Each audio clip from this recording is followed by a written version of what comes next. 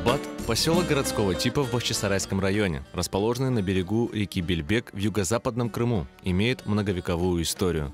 Селение упоминается в реестрах населенных пунктов Мангубского кадалыка Османской империи за 1520 и 1542 годы, а с 1774 по 1783 год село входило в состав Крымского ханства. Албат – это парник, чевречеди кая дах. Etrafımızda kayalar bu kullu kaya. Onun yanında arman kaya. Arman kaya. Çünkü arman taşka okşay. Ondan son kite tauçuk kaya. Kelminçik tarafa gitken. Albat'ın temsili sayılı burun kaya.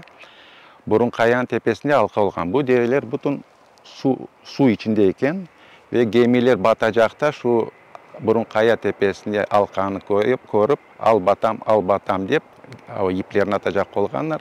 Son asırlar devamında usular eksilgen soң yok olgan soң şu burun kaya tubunda peyda olgan koy Alba degen. Bu kartların bir versiyası diyeceğim.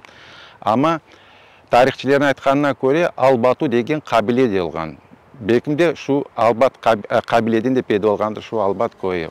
Журналист Сиран Ибраим уже 18 лет изучает историю Албата, откуда родом был его отец Осман Ибраим. Все собранные материалы вошли в его недавно изданную книгу «Борун Кая Дегенде Албат Кою» об истории и жизни села до депортации коренного народа. Албат Кою үч маледен ибарет olgan. Bu yukarı mali, orta mali ve karşı mali. Karşı maliге de aytadilar Köprü malisi. Köprü malini ve orta maliden yukarı malinin Belbek özeni böyle. Belbek özeni Albat içine akar. Cenkten evvel mında Aladin Bay degen bir zengin olgan. Kubbedin Efendi degen bir zengin adam olgan. Raskulaçvine devrinde uların bütün mal mülkünü çekip algan. Kubbedin Efendi'nin evi Balaban. Cenkten onu algan son, o son mektep yapkanlar onu. Benim babam şu mektepte 9 sınıf okudu. Şimdi de o mektebin binası tura. Şimdi onu sklad yaptılar. Anda kimsenin cibermiler. До депортации Албат был большим крымско-татарским селом. Здесь проживало около 1300 жителей. Они занимались сельским хозяйством, работая на табачных плантациях и во фруктовых садах. Alma, şeftali, yüzün pek sirek ola eken, mında erik, armutlar asra ekenler. Колхоз зengin eken evvelde. До депортации в каждом квартале Албата были своя мечеть и свое кладбище. Из 3 ранее существовавших мечетей сегодня сохранилась лишь эта в Юхары-Маале, построенная прадедом Сирана Ибраима. Albat koyun zengin adamlarından biri Bektemir 19. asırların ortalarında öz parasından acılıkka barıp gelgen son niyet eti Albat koyunda özün malesini cami kurdurma. 19. asırların ortalarında bu camini kurdura.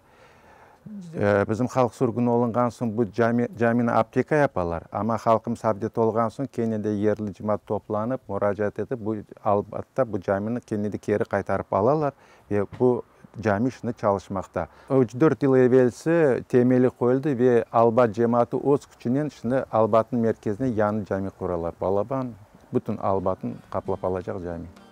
Сегодня на улицах Албата еще стоят старые крымско-татарские дома, которые сохраняют облик и колорит прошлого.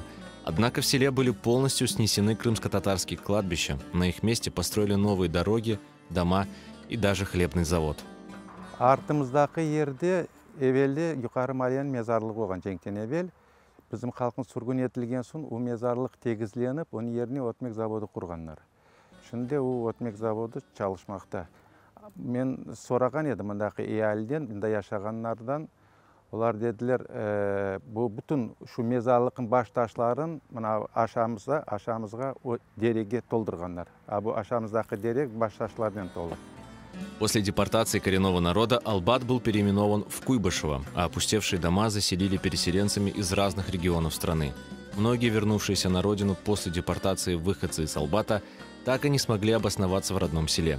Среди них был известный поэт и прозаик, ветеран войны, участник национального движения крымских татар Сейтумер Эмин. Его имя увековечили в памятнике, установленном в 2014 году при поддержке местных жителей в центре села.